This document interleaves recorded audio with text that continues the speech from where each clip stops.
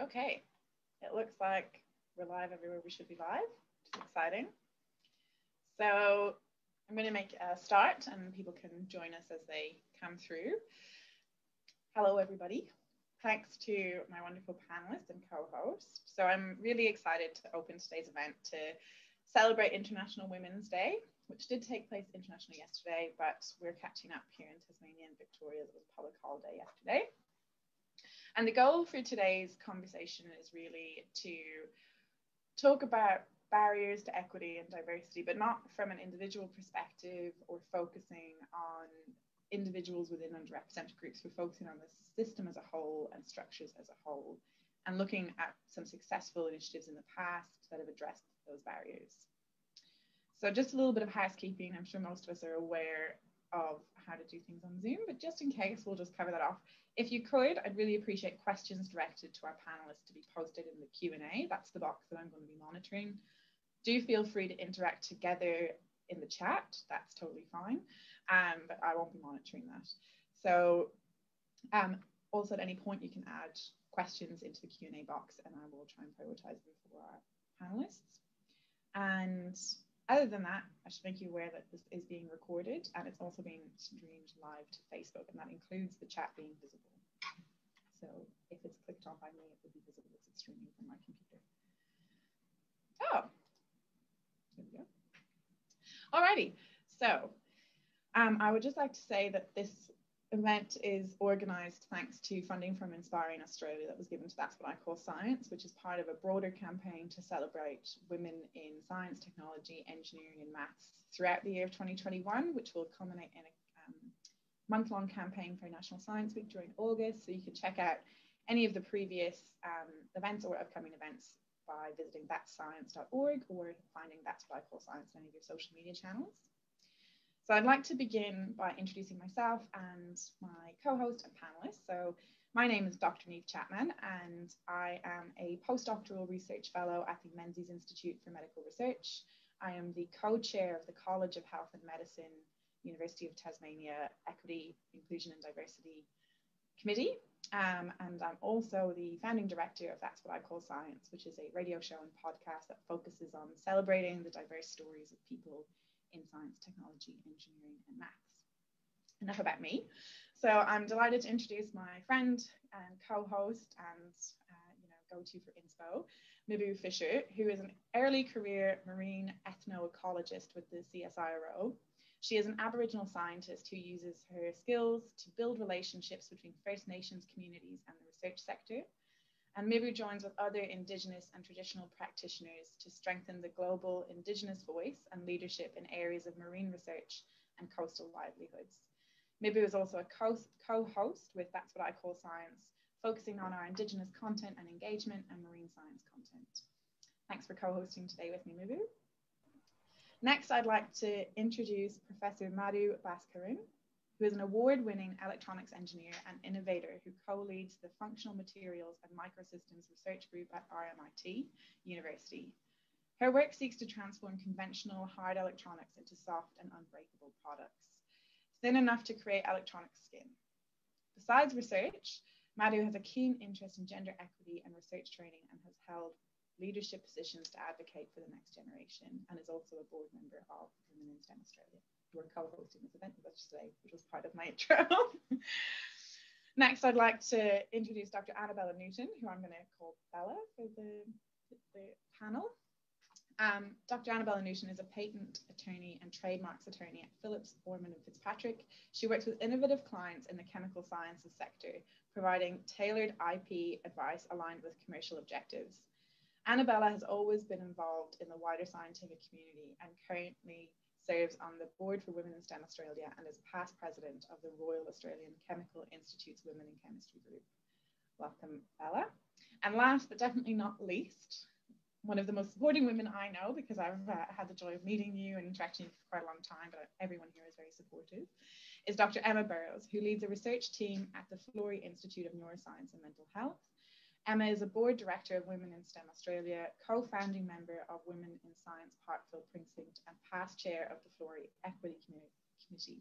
Emma has led efforts to shape best practices and policies to ensure women receive every opportunity to lead, thrive, and excel in science, while also leading an innovative career herself in animal science and looking to innovate models that we use. So I'd like to now hand over to my co-host, Mibu, for our acknowledgement of country and then some opening statements for the event today. Thanks, Niamh. So I'd like to begin by acknowledging the traditional owners of the lands on which we are all gathering today. And whilst we're physically dispersed, let's take a moment to reflect on the numerous different nations across the country. So for myself and Niamh, we are meeting on the lands of the Palawa people, the traditional owners of the land, seas and waterways of Lutruwita, Tasmania. On behalf of everyone, I would like to pay my respects to elders past and present, as well as the Aboriginal and Torres Strait Islander communities who continue to care for country. I recognise a history of truth which acknowledges the impacts of invasion and colonisation on Aboriginal and Torres Strait Islander people, resulting in the forcible removal from country, as well as the attempt to remove connection to those ancestral lands, seas, waterways and skies. I stand for a future that profoundly respects and acknowledges Aboriginal and Torres Strait Islander people's perspectives, culture, language and history, and the continued effort to fight for Aboriginal and Torres Strait Islander justice and rights, paving the way for a stronger future. So before we begin questioning our lovely panel, I'd just like to bring everyone's attention to some of the statistics from the Australia's STEM workforce report. So from that, we understand that less than 30% of the STEM graduate workforce are women, and that between 2006 and 2016, that the number of women in that STEM workforce only increased by 2%, which I was quite surprised to hear. Another statistic that I found really interesting was that the male STEM workforce is older than the female STEM workforce, and also that women in STEM, whether working full-time or part-time, earned less than their male counterparts. So the percentage of men earning over $104,000 a year almost doubled that of women with the same qualifications. Similar gaps can be seen within the women in the workforce, with only 3.3% of Australian-born women with a STEM degree unemployed, in comparison to the 14.4% unemployment for women with a similar qualification who were born overseas. More compelling information recently has developed from the COVID-19 outbreak, resulting in these figures to be impacted from the increased household labour, carer responsibilities and flexible working arrangements from changes to our lifestyles to accommodate the pandemic, and this is disproportionately impacting on women. So with all that in mind, I'd like to ask our panel, when we're talking about systemic barriers for women in STEM, what do we mean by that? And are you able to provide some tangible examples? I might go to Madhu to answer that first question. Thank you. And thanks for having me and for the very kind introduction. For me, I guess, my understanding of systemic barriers is, I think as you initially put it, Niamh, it's not about individual barriers. I think we all have our own experiences, we have our own perspectives and individual experiences, which might increase the number of barriers or decrease them.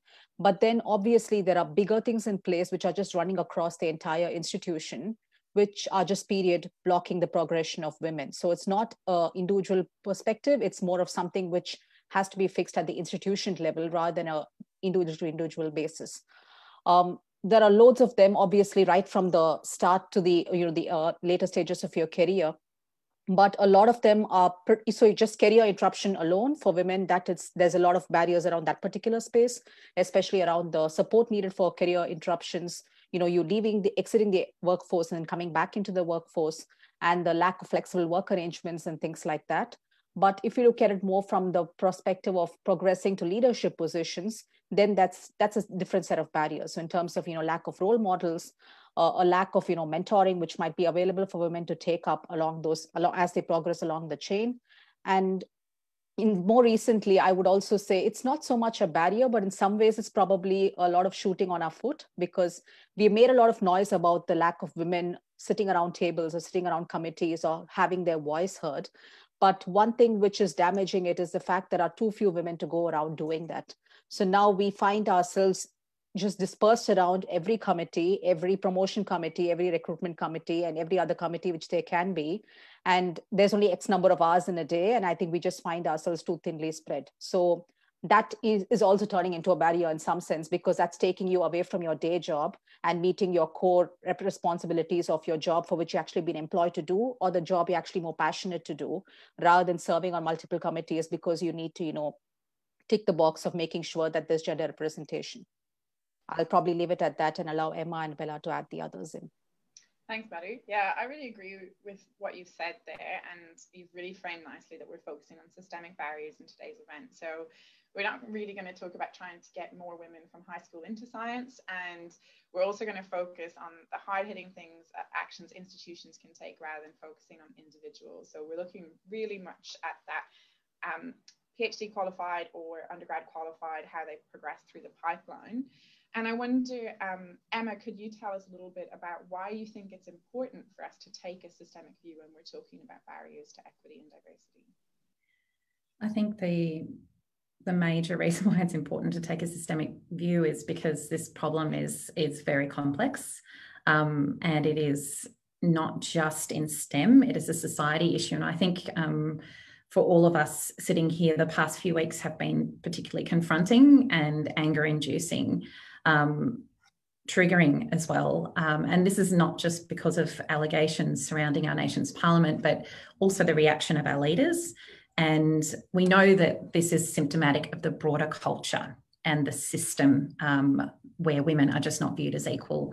So I view this sort of time, this particular last year, as almost like an eruption of a long smouldering volcano. And this is not the first eruption. We're standing on the shoulders of many giants before us who have marched over the many hundreds of years, thousands of years. And I think really what I wanted to raise is that workplace culture is one, particularly at the level where we're focusing this conversation, that is a really big barrier. And this is where workplaces allow harassment and discrimination to fester. And they also don't foster that flexible work environment that Madhu started the conversation with. We need to have a coordinated effort, because workplaces, while they are little silos and some are healthier than others, this is a sign of a much broader cultural problem, and we need our leaders to act. So for me, this needs all of us to be part of the conversation, and that involves us also internally looking at ourselves and how we may exclude others as well, because what I just wanted to say, white feminism in particular has a history of excluding others, and we need to move beyond that, because we're not going to get anywhere if we don't involve everyone. Thanks, Emma. And I'd just like to ask Bella, who do you think, from your perspective, is disadvantaged by systemic barriers, and what are some of the common and negative experiences that women experience in this organisational? Yeah, thank you for the question. Thank you also for the invitation to speak today. It's a pleasure to be here. And I think under these sort of societal and systemic disadvantages, it's disproportionately they do affect women and other minority groups, which is just so unfair. And it's also, as a result of that, it affects everyone, because if some people are not succeeding, then everybody is not succeeding. Where we can have a fairer society where everybody is winning. But we don't have that at the moment, and I think so. It's while the barriers are disproportionately affecting women and other minority groups, it's also to the detriment of everyone. So. Yeah, I think that's really nicely put, Bella. And I also really like, Emma, that you've drawn attention to one, the need for intersectionality and a view of diversity rather than just women in STEM, but also kind of on that festering, I would call it, like, did you say smoldering anger? Because that's what I heard. Because I feel like that's just it's like a general feeling that I've had over the last month probably, but it started really last March when you could just see the pandemic having a huge toll on women, and we've seen evidence and data that's indicating, particularly in STEM, women are the ones that are most likely to be left behind by the restrictions. And I think it's great that we're having those conversations, but it is harrowing to think that safeguarding perpetrators rather than victims occurs in the highest forms of power and office in this country. And I think it also highlights that individual women or individual groups cannot achieve the change that is clearly needed. So with that in mind, Bella, I'm going to go back to you again, but I'd like to shift the conversation to predominantly focus on solutions and what's worked well and take a real STEM approach and focus on the evidence. Yeah. So what do you think are some of the things that could be done to tackle some systemic barriers? I think it's important to sort of consider the whole ecosystem. And as Emma mentioned, it is a societal problem. It goes more broadly than just the STEM kind of ecosystem. And so some of the issues like the fact that caring responsibilities and even stuff like housework seems to disproportionately fall on women, those sorts of things. And so I think in terms of what can be done to tackle systemic barriers, I think some of the most important things that need to happen are we need decent data, and some sectors are much better at this than others, but good measurement of the situation as it is now and what can be improved, and continuing to take those measurements. And then we can also set up hopefully effective targets for where we want things to be, and then see how we measure up against those targets. And also good leadership buy-in is absolutely critical. And as we're seeing like a national failure of that at the moment, but if you have good leadership buy-in at the institutional level, that makes such a difference. And it makes the job of the individuals who are trying to change things easier because they have that representation at leadership level and that support. And that's so important. And so in terms of individual examples of kind of what works well, I think sort of society-wide, just the increased uptake of things like flexible working, you would hope will make that. And the pandemic, I think if there anything good comes from this whole mess for the past year, an increase in the ease of flexible working, you would hope would be one of them. And while it's not been a great year for women at work, you'd hope going forward that we'll be able to take that as a positive. So, yeah, definitely. Yeah. I hope that it does innovate the way that workplace culture operates. And I think it's been a real step change in sort of attitudes to it. So it's demonstrated what is possible when needs exactly. So Madhu, I was hoping I could go to you next and ask, do you have any other examples that you think have worked particularly well in the past to strive towards equity in the workplace or to support underrepresented groups? So in some ways, I kind of agree with Bella. There's a need for this to come top down, to just get wider traction and to change the inclusion aspects of it, especially the workplace culture and things like that, which is more cultural things which take much longer to shift the entire balance. Things when it actually comes down as a mandate, then people just fall in line sometimes willingly or unwillingly. But for me, it's also been a very personal journey in the sense, in RMIT, for instance, it started with me co-establishing the Women Researchers Network back in 2013. So back in 2013, I took my maternity leave, went away, came back, realized there was no support network. And so 3 women got together and we established a Women Researchers Network. So it started very much as 3 early career researchers deciding that this was a problem and we need to fix it. Now that has then grown bigger and bigger, and that group then became the core to then tap into the gender work plan or the gender framework for the university, or even to tap into Athena Swan plans and things like that. So I would say don't underestimate the effect an individual can have. But also there are things each of us can do which need not sometimes come down as a system mandate, right? So each of us sometimes lead research groups, as small or as big they might be. And even if we can put in the right good practice initiatives within our own workplace, we still make it a better place to be. So be it the recruitment of, PhD students or postdocs within the group, or be it simple things like making sure meetings run only between 10 and 3. So you don't have to have, women having to say, I need to come in late or I need to leave early because of childcare or school drop off and pick up. These are simple things. They don't cost money. But when you know it's there, you know that people are being supportive of you working flexibly. And having that front end clear and making it very clear that it's available for anyone to take up, then it makes it I think people find it much more comforting to do that. So for instance, I come from India, and when we grew up in Asia, for a long time in our life, we are taught not to ask questions. It's kind of almost the opposite of Australia in some sense. We grew up being encouraged not to ask questions and just accept things as they are. So it took me almost, I would say, nearly 5 to 6 years to find my voice after coming here, to actually adapt myself and change myself. But sometimes there's always the fear that, you're saying something which may not be acceptable and something will be held against you.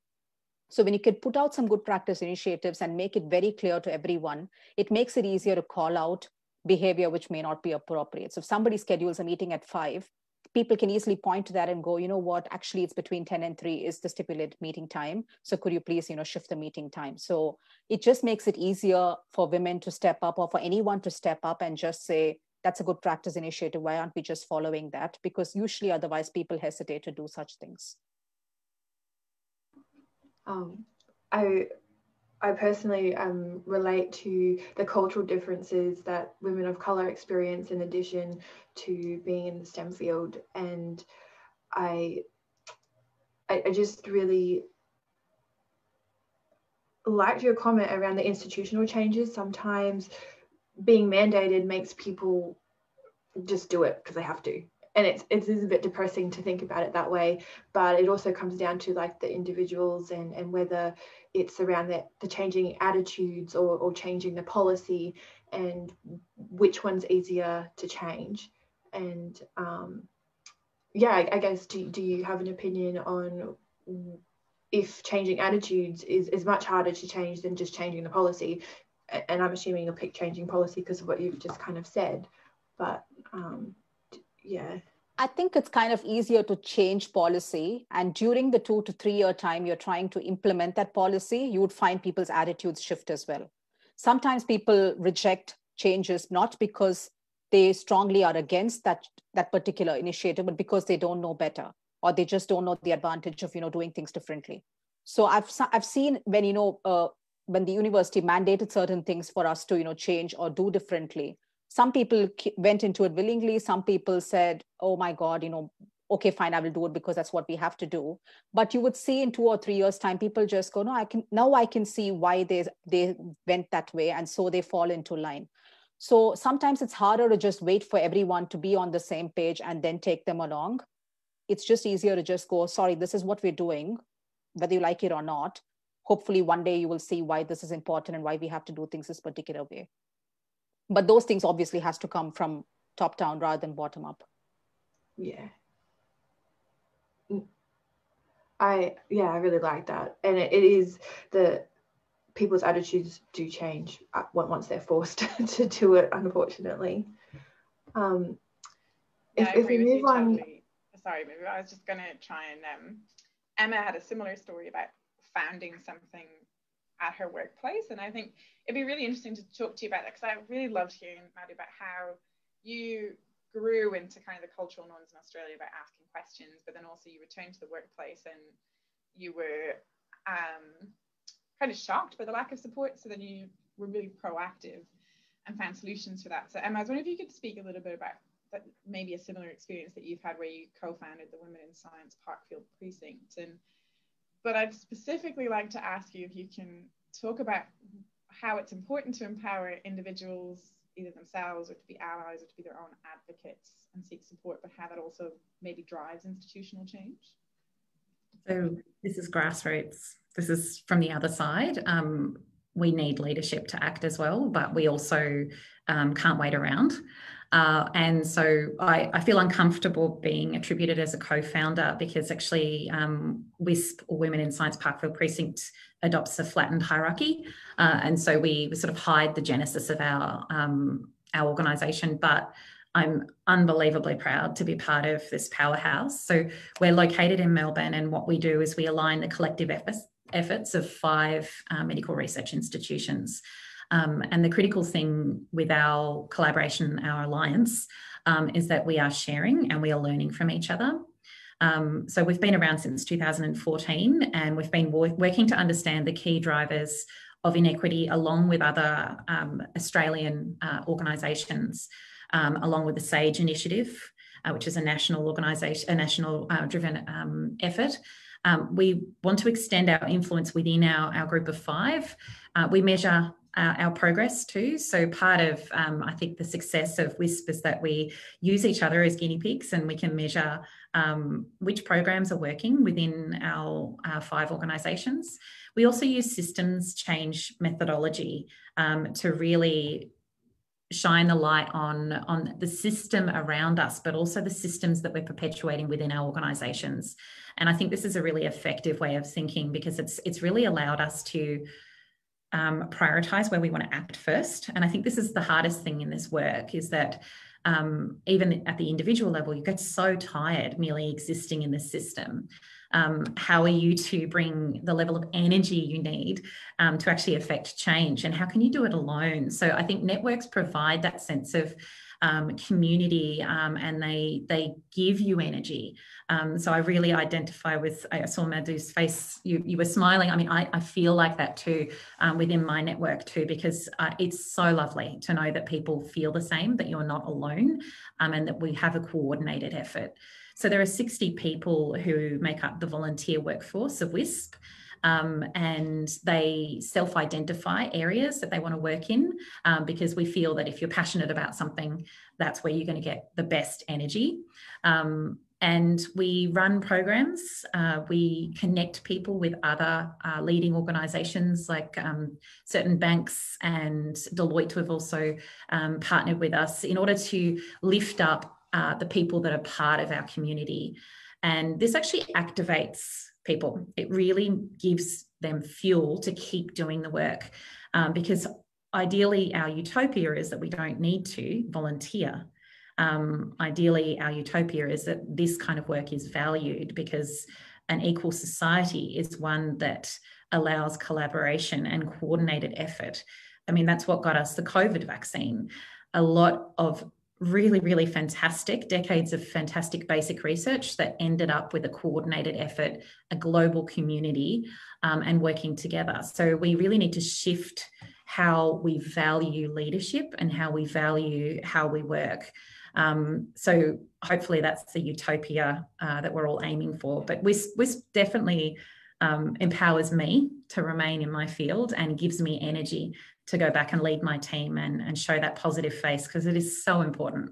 You know, life, this should be fun, right? This science is fun. We should be having fun while we do it. Yeah, I definitely agree with that, Emma. And I like that shift in talking about leadership, and how do we link that shift in leadership to make these changes, and how do we get people in leadership positions to initiate these changes, so it isn't always on women and the volunteer network and the grassroots things. Bella, do you have an opinion on this?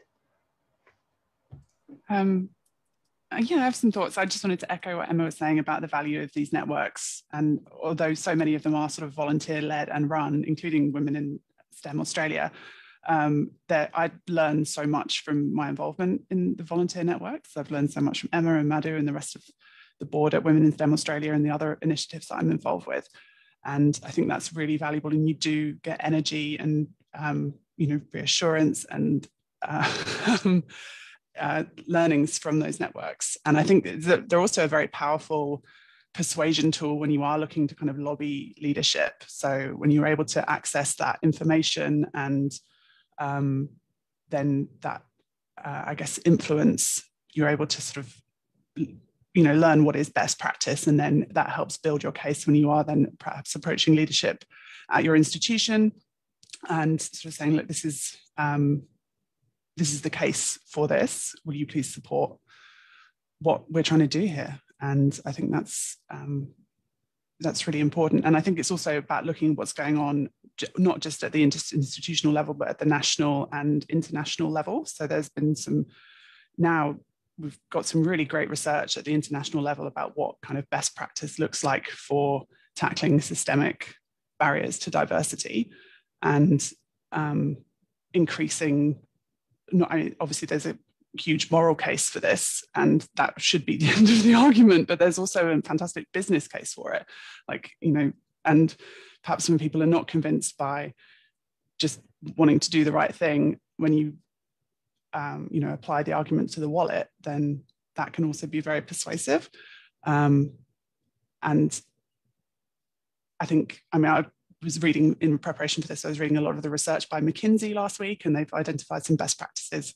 And one of the things that they say is leadership buy-in, definitely, but also they highlighted the importance of persistence, that a lot of these changes are not happening quickly. It's like a 5 to 10 year game a lot of the time. And certainly a lot of the initiatives that I've been involved with have been going for years now. I've been in Australia for just over 10 years, and the amount that the conversation has changed in that 10 years, the conversation in 2010, it was happening, but it wasn't at a national level. We weren't having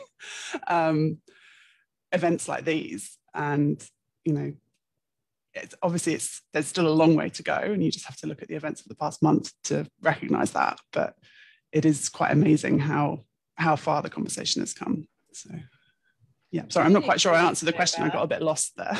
No, I think you did. And I really agree with you that the conversation has moved on quite a lot. Like I don't know if this is just my own personal journey, but I remember when I came and I started my PhD, at the time, Dr. Meredith Nash, I think she's associate professor, presented at my institute about the gender equity issue. And I literally was like, there's a gender equity problem. Which might surprise some people, because I very much am committed to the grassroots, march to your own drum kind of approach. And I think I'd probably like to challenge that a bit more. As someone who, that's what I call science, is a team of 10 women that volunteer. And each person probably volunteers between 2 to 4, maybe even up to 8 hours a week. And that's a significant labour contribution. It is huge, yeah. And I feel really conflicted about it. So I try to make sure that we have return on investment in terms of skill development, profile, platform. But I think that I love the data-driven approach and the evidence-based approach to making cases to leadership. But do you think that there are other ways we can force hands, that we could go to? And this is kind of open to any of you. Do you think we should have quotas mandated from funding bodies, or that there should be large scale, like the things that actually incentivize compelling track records in terms of publications? Should those things be pushing for change to recognize the model of success, as it were, to force change? I think we definitely need to change what the model of success looks like. I mean, that the model of success that we have is one that's evolved when under quite a traditional sort of heteronormative setup, and that's just not the workplace that we have anymore. Like this kind of anytime performance model when everybody had a wife to support them and no one had, they weren't burdened by housework and childcare and carer responsibilities. I think it's just not a realistic model of success for the modern workplace, and excludes a lot of people, disproportionately women and other minority groups. And it's not only is it unfair, but it disservices society, because we're not getting the best from everybody in the society. So it's as a result of this model, our workforce is less diverse and less inclusive and less effective. So I think we definitely need to change it, and we need to embrace different models of success. And that's not happening without some sort of step change. And that's why I used to not really think that targets would be necessary.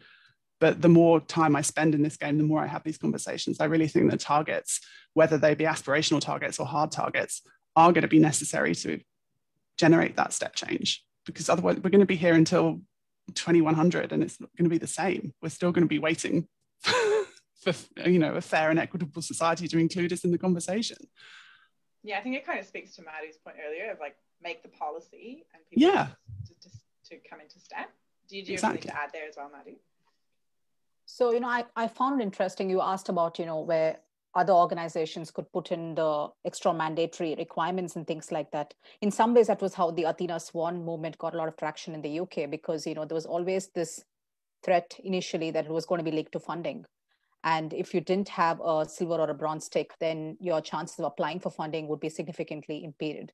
So automatically people then step in line, because obviously anything linked to funding means you have to do this. But here, while, you know, it's not been explicitly linked to things like that, for instance, the Australian Research Council, most recently, I'm one of the chief investigators of a Centre of Excellence. And I remember the entire conversation around that right from the start, when we actually put in an expression of interest to the Centre of Excellence, was very much along making sure that we meet all the requirements, which, you know, at least morally or at least outside it looks good. So there was a very conscious effort to make sure that we included a fair number of women chief investigators. There are been past centers where there have been 19 people of 1 woman and 18 men. So really, really bad ratios. Whereas this time, I think people were conscious of that fact all the time. And when I had the interview with the Australian Research Council, there were very, very targeted questions around. So you need to have an equity and diversity committee, and you have 7 years to expend this funding. But then you also have 7 years to make a lot of changes. And as coming from the ARC, it's easier for you to then push that outward towards your organizations and make that change. So we have very specific targeted quotas from the Australian Research Council to meet in terms of women recruitments.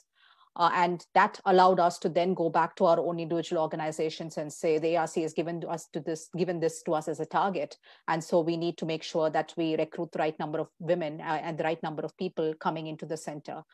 So I think that was the hope of the ARC. When I spoke to them, they said, that's what we're hoping you can do, that you can take this pressure and then put the pressure that way into each of the organizations. And hopefully that will also cause a step change.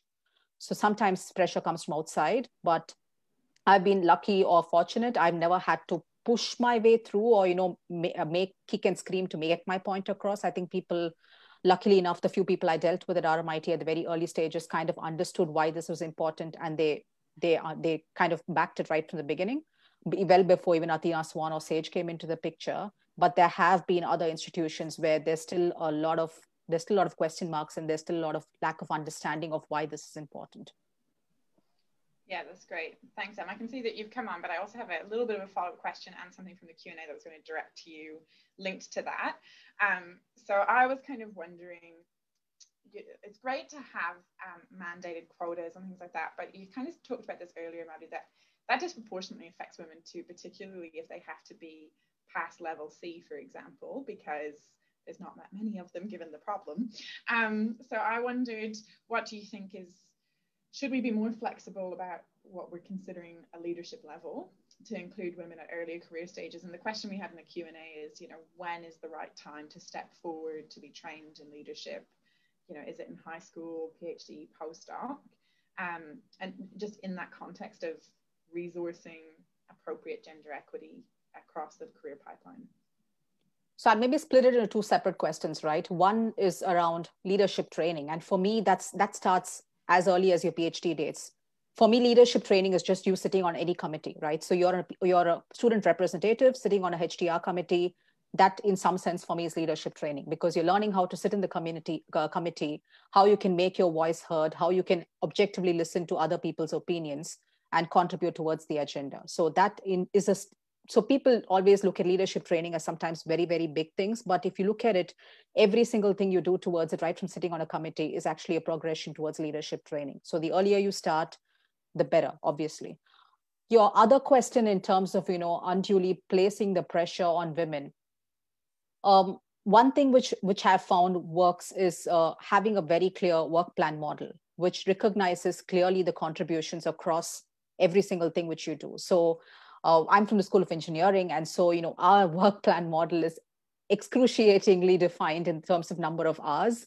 It's just tiring sometimes just to look at that 5-page document and add up the hours in terms of how many hours are you spending on X number of duties.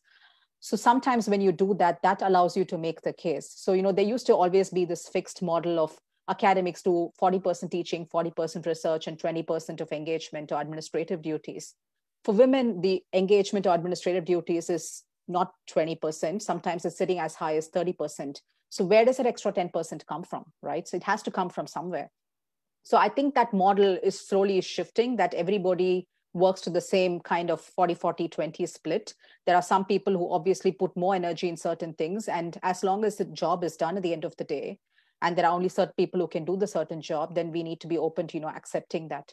So having very clear work plan models will also counts the number of hours you spend on all these committees, I think is critical in documenting it and, putting an evidence proof of saying, I sat on X number of promotion committees or, X number of recruitment committees last year because you required equal representation. So, all that needs to count towards something. I can't keep doing my day job and also keep doing this, because I'm doing it as a means of, getting something done. One interesting way was a person from the College of Business. She spoke to me about this a couple of years back, and she said, so she's the only female professor among 9 other male professors. So she said, as a single woman professor, she was sitting on every single thing which she had to sit on. And she said, it's just exhausting because you look at the other 9 of them and they're just happily doing their day job and they're doing their research and they're getting ahead and they're about things and passionate about.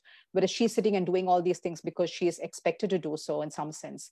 And so she actually went to the head of school. She said she gathered her courage. It took her a lot of time to prep for it. And then she went and said, this is not working for me.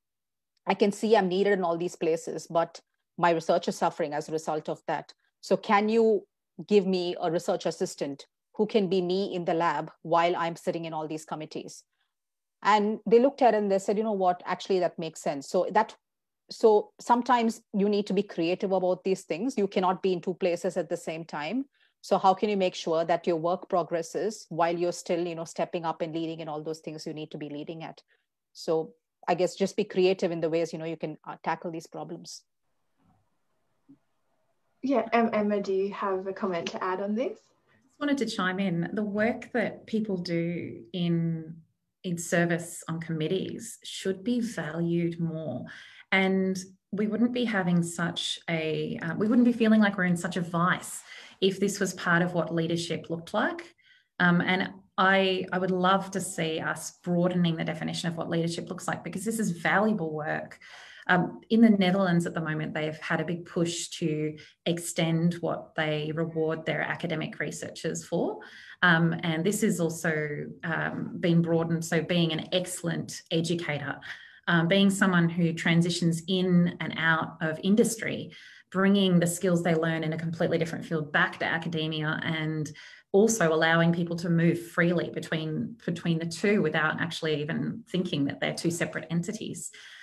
They're talking about valuing teams versus the individual, and they're building a framework. And what is so impressive about this other just beside the fact that they're broadening what leadership looks like, is that they've had to align some big giants. In Australia, we have lots of different funding streams.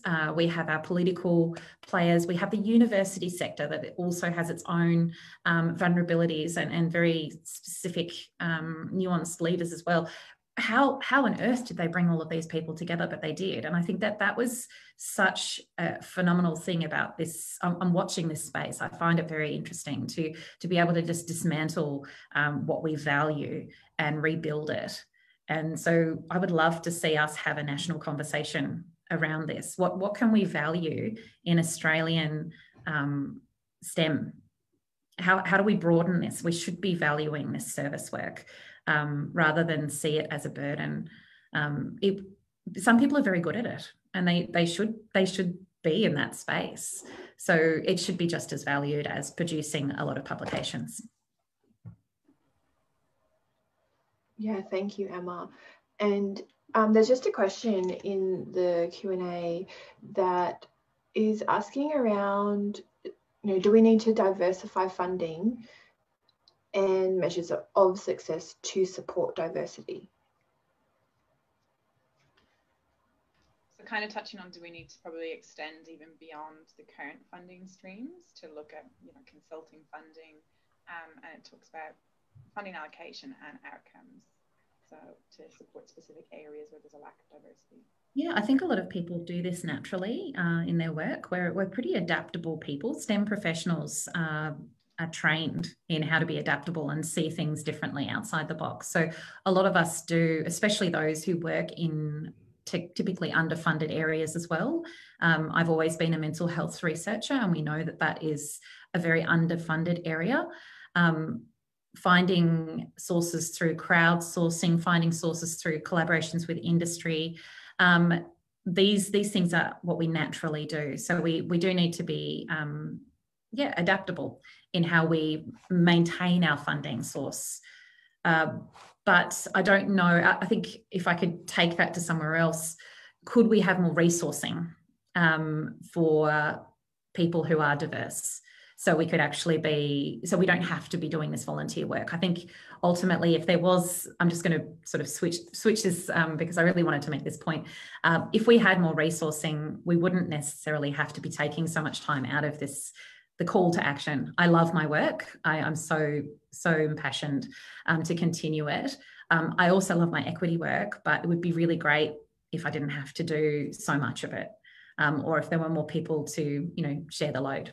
So having a paid project officer to bring together a team is such a game changer, and that's what women in Science Parkville Precinct are blessed with. That is a game changer in how you can really contribute.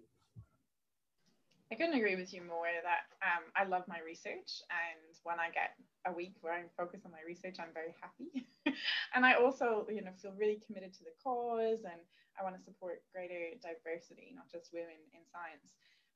But I get really burnt out when you're constantly pushing that angle and you feel really under-supported. And I think resourcing and providing, that's like capacity building in our local communities, right? In Tasmania, we need to create more jobs, build local capacity, and that is for those jobs are really great capacity building roles, and I would love to see more of them. I wonder if I could flip this conversation a little bit towards, with that in mind, like, what does success look like? And in the context of, a lot of people tuning in, I think, are from UTAS, and in the Health and Medicine College, by all measures of success, we're probably doing quite well. Most of our leadership are actually women. The head of our college is a woman, the director of Menzies is a woman, which is great. And I think we identified as an equity and diversity committee that we would like to focus on Aboriginal engagement, disability awareness, intersectionality.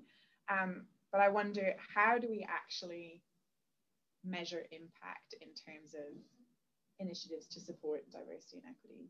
And Bella, I was wondering if you could provide some examples on metrics or what success might look like. I think it's if you've got the data to start with, and you know what you can start targeting. So it's about, and I speak from an experience here with the patent attorney profession. So I did some work with our professional body to develop our diversity and inclusion policy.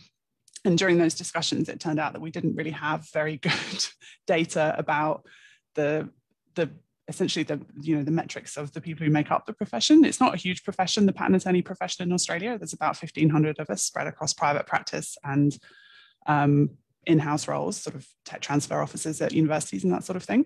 But we don't know very much about those people because we've never collected the data. We don't know, there's been some papers written about the gender diversity, but a lot of that information has basically been taken from the names on the patent attorney register and then guessing gender, which is not, that's not, you can't extrapolate like that. That's not okay. So something that we're going to be doing is a proper survey of our members. And then that's something that we can continue to do on a regular basis to see how those metrics are shifting. I assume that universities are better at doing that than the patent attorney profession was. And so you should have a better idea of where members are underrepresented. And then I think something that the patent attorney profession in the UK is doing really well is they've got a representative IP inclusion, inclusion and diversity committee, and then there's subcommittees within that. So there's IP Out, which is their LGBTQI+ committee. They've got IP Ability, which is their disability community, IP Women, and there's a couple of other ones in there which I can't remember off the top of my head, but it's a very sort of well-structured sort of network of committees that brings in a lot of different types of diversity. And I think they're looking at setting up new ones as well. And so as the Australian patent attorney profession, we're learning a lot from that framework. And that's been quite helpful to us. And I'm sure that within the university, there's perhaps different representative bodies anyway, perhaps within the student union and that kind of thing, and they would have that information about how you want to tap into that. And perhaps even within the staff union. I think that's a really interesting point, and something that we've definitely talked about as an Equity and Diversity Committee, and having regular workforce audits where we don't need to publish that stuff, but we're measuring different things of success, not just how much funding somebody brought in or how many publications a department had.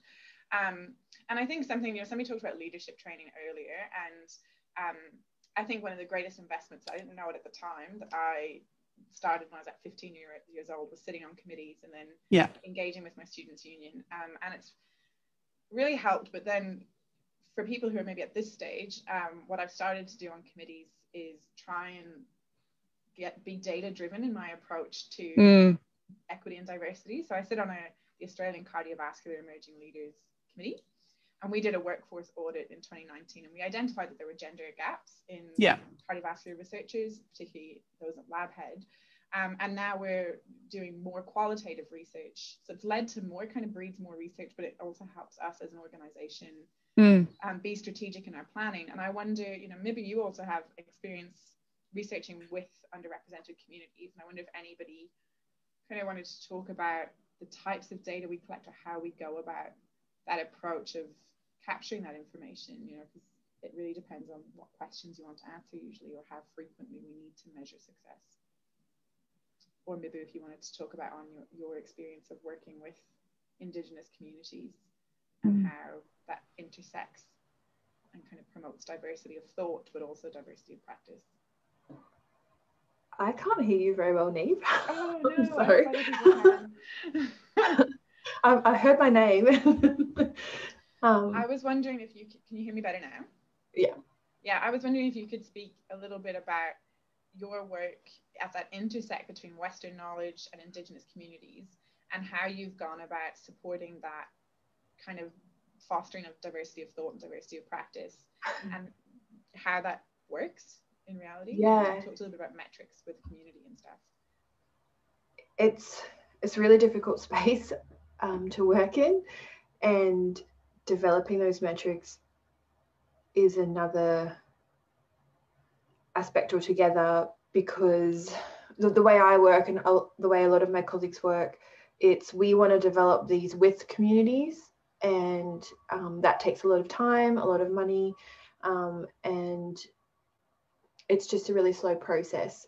And being up against the norm is in Western science with Indigenous science, Indigenous knowledge, Indigenous ways of thinking is very different. And with a very small group of Indigenous researchers in Australia, it makes it more difficult again. I kind of want to go back to like that, talking about, being on committees and all that kind of stuff. And when Bella was talking about all the different subcommittees, and a thought popped in my head was, are there different people that fit on all those committees, or is there a lot of the same people that sit across all those groups? And again, just a very small pool of individuals being stretched further. And that's something that I also try not to do when trying to blend the Western science with Indigenous knowledge systems together, because it is a constant battle. You're up against huge barriers. You're up against people's attitudes and beliefs about what's right and what's not right, and making those changes. Unfortunately, it does come down to like the personal level, particularly in my area. That's what I see. Yeah. I really love what you finished up there with about like just that feeling of how you're constantly pushing against it. And a little plug for That's What I Call Science. We've just released, we will be at midday releasing our 100th episode early as a celebration of International Women's Day. And it's actually an episode where Mibu interviewed an amazing woman, Dr. Emma Lee, and we asked her at the end of the conversation, what could we do in true allyship, or what can institutions do? And the first thing that she said was, if you think someone's wrong, who's from an underrepresented group, ask yourself why you think that, rather than asking them to prove why they're right. And go into a meeting based on mutual respect, going there to listen rather than to speak. And I think that she just summed it up so succinctly, but incredibly powerfully. And on that note, I kind of wanted to see Emma, Madhu, or Bala, do you have anything that you'd like to, or Mibu, to wrap up and end on? Because we only have a couple of minutes left. Thank you. I can see you've unmuted. Yeah, thank you to everyone for sharing your thoughts. My brain's been whirring, and I know that this is frustrating, but I think that we need to go back to deciding what the metrics of success are, because not everyone has been at the table. And so I might have my own views on what I value as good leadership, but that is going to be, as we've spoken about just even in the last 5 minutes, not the same as all of you. And so we do need to have a consensus around, you know, can we even pick 5? And if we were to draw a star between those 5 metrics, my star would look different to all of yours, because I'm going to have one point that's sort of in one direction more than the others, because we're not going to be good at everything. In fact, that's actually really critical, because if we're all good at the same thing, what a boring world that would be. And that's actually the world that we're currently rewarding. We're rewarding one type of person who is good at one type of thing, and that is not a driver of good behaviour. So I would like to call people to action around having those conversations around what is good leadership, what do we value, and it's probably not going to be the loudest person in the room. I love that star image and having multi-dimensional leaders. And it's a really good call to action to think more about the types of leaders you value.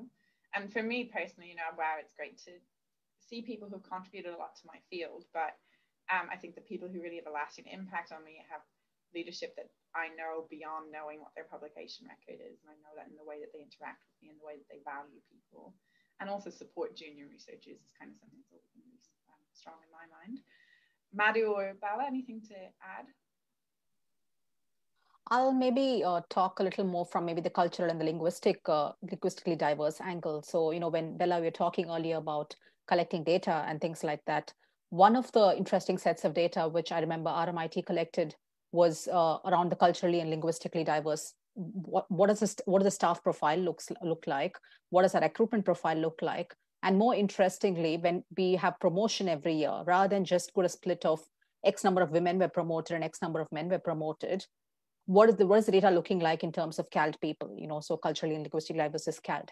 Are they applying for promotions at the same rate as, you know, the other people are applying, or do they need an extra push to, you know, apply for promotion? So that data was incredibly powerful in looking at it and understanding that, you know, nowadays a lot of talk is around women, but for me, it's around diverse women. We're not all the same. It's a bit similar to what Emma said. Just because we have 5 women sitting around this table, it doesn't mean we're all thinking the same way. Even among us, our priorities and our perspectives are a bit different, definitely. So that having that kind of data was really, really profound. And it helped a lot of the workplace managers to then go back and then look at the people sitting within their own department and actively decide who are the ones who need a little more of a push towards applying for promotion or taking up opportunities. Who are the people who hesitate a little more to ask questions, and so that need that extra little bit of sponsorship or mentoring. Having data always helps. So I think sometimes putting up more lenses to the data rather than just a gendered lens, I think helps you have a much better workforce. An interesting thing which you said earlier was, you know, 14.3% of the unemployed people are actually people with STEM skills, and they're people who are immigrants into the country. Why don't we tap into that workforce, right? I mean, we're constantly looking for more people to enter into STEM, and here you have people who are STEM skilled, waiting for jobs, but for some reason, you're just not able to make that connection. And the funny thing, which might surprise a lot of you, is in India and China, the number of girls studying STEM is actually 50-50. So we don't have issues over there in terms of entry into STEM. A lot of us are STEM skilled because we see the value in STEM. But when we transition countries, obviously we don't understand how to enter the STEM workforce. So making sure that we can overcome those barriers and reach out to the people who are already there in the community. Hopefully that's a quicker way to success rather than working your way up from undergrad and from schools, which are also needed. But here are people who are readily available who you just need to somehow attract into your workforce to sort the problem in the quicker run. Yeah, absolutely. And unfortunately, we're going to have to call it there. I'm sorry, Bella. That's fine. That's fine. And I would just like to say a really big and warm thank you to our panelists from Women in STEM Australia. You've all been fantastic and really generous with your insights. And I feel incredibly lucky to be able to follow in your success. And I think you've made it much easier for people like myself and Mibu to push on. And yeah, I'd just like to thank everyone for tuning in as well. This will be recorded, so you can share it with your networks, etc. For now, I'm going to stop the recording and stop the live stream, and people can mosey on. So thanks. Thanks, everyone.